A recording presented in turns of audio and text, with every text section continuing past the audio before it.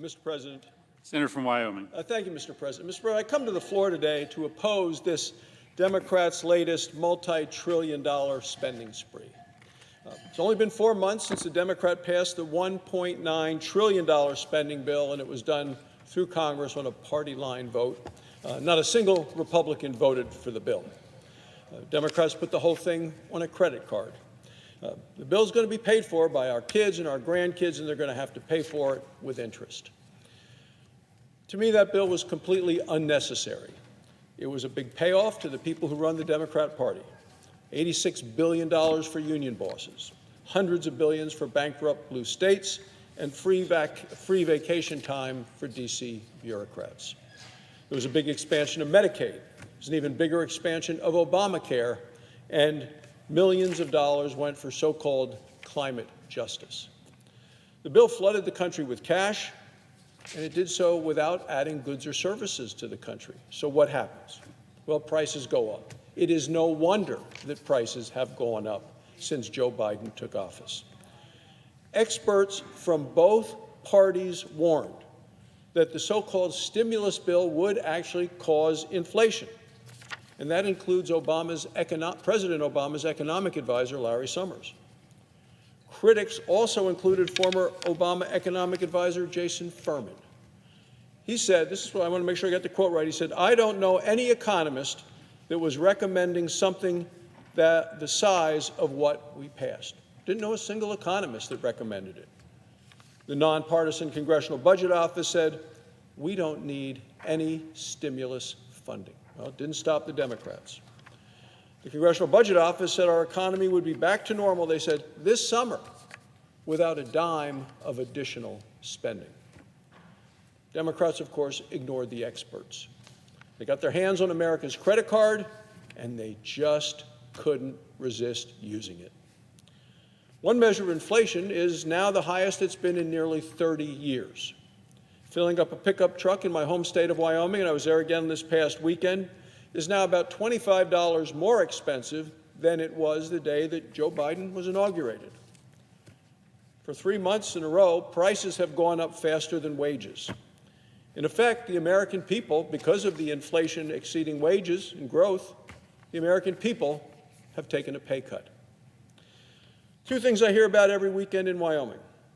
One are the cost of things, and then I hear from small businesses trying to hire people, trying to get people back to work. We know nationally nearly half of all the unemployed people have been making more money by staying at home than they would have by going to work. That's because Washington Democrats continue to pay them unemployment bonuses on top of the unemployment bonuses that the unemployment earnings that they make in their own state. States have unemployment programs to compensate people who are out of work, but Washington Democrats said, not enough. We're going to pay everybody a big bonus on top of that. At the end of June, a poll estimated 1.8 million people were staying home from work because they were making more money not working than they would make by working. These people aren't lazy. They're logical. They see what the incentives are. Democrats are printing money, and people are not going to work because they're getting paid to stay home. No wonder that we have inflation combined with a record number in this country of unfilled jobs. Both inflation and worker shortages were created by this Democrat spending bill. It seems the Democrats still haven't learned basic economics. And now the Democrats are getting ready to make the same mistake all over again. This time it's even on a bigger scale. The Democrats are spending taxpayer dollars like it's monopoly money. Democrats are getting ready to cram another bill through Congress on another party line vote. Ignoring all the warning signs, even the Treasury Secretary, the Secretary of the Treasury, Janet Yellen, admitted last week, she said, quote, several more months of rapid inflation. 7 more months of rapid inflation. Democrats see the inflation and say, don't worry about it. We'll just send you another government check. Democrats seem to want the entire country getting a government check. The latest spending spree massively expands Obamacare, just like the last one. This new spending spree would lower the age of Medicare, even though life expectancy has gone up since Medicare was created. This reckless spending spree would also give amnesty to millions and millions of illegal immigrants. Now, the amnesty includes nothing to strengthen our borders. That's where the work needs to be done. It just creates more incentives to come here illegally. No wonder we're seeing the highest numbers of illegal aliens in 20 years. Right now, many illegal immigrants have admitted they came here because Democrats promised to give them government benefits, free health care, plus the assurance that they could stay in this country. The spending spree is larded up with giveaways to the Democrats' favored groups: union bosses, trial lawyers, left-wing professors. It includes funding, taxpayer funding, for full-time professional climate activists.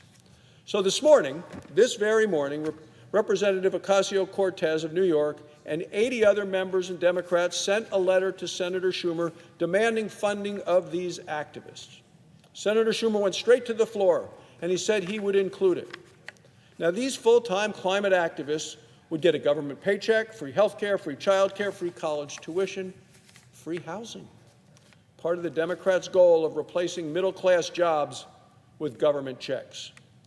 Majority Leader came to the floor and talked about hiring hundreds of thousands of climate activists, a climate corps. Think about all the activists against the Keystone Pipeline, against drilling in the Arctic. They would now be paid by the federal government. This bill that we're going to be considering, the budget that the Democrat Party is bringing forth, also includes supersizing the Internal Revenue Service. In total, the bill is the single most expensive spending bill in the history of this nation. It costs almost as much as America's entire role in World War II. Might not be infrastructure, but it is a bullet train to socialism.